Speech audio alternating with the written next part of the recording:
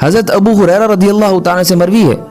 نبی کریم صلی اللہ علیہ وسلم نے ارشاد فرمایا ثلاث دعوات مستجابات لا شک فیہن، 3 دعائیں ہیں ہمیشہ قبول ہیں، ان کی قبولیت میں کوئی شک نہیں۔ رسول اللہ صلی اللہ علیہ وسلم تو ویسے ہی اصدق الصادقین، سچوں میں سے سب سے سچے، اس کائنات میں سب سے زیادہ رحیم کریم شفیق اور زبان کے سب سے زیادہ کھرے ہیں۔ اس کے باوجود اللہ کے نبی تاکیداً کہہ رہے ہیں کہ بھئی 3 دعائیں قبول ہیں، ان کی قبولیت میں کوئی شک نہیں ہے۔ نمبر 1 دعوت الوالد لولدی، ماں باپ جب بھی اپنی اولاد کے لیے ہاتھ اٹھاتے ہیں اللہ ان کی دعا کو رد نہیں کرتا ہے۔ ودعوت المسافر، جب کوئی آدمی سفر کرنے کے لیے باہر نکلتا ہے، اپنے گھر سے باہر چلتا ہے، دوران سفر جو بھی وہ اللہ سے مانگتا ہے دنیا آخرت کی بھلائی، اللہ اس کی دعا کو ضرور قبول کرتے ہیں۔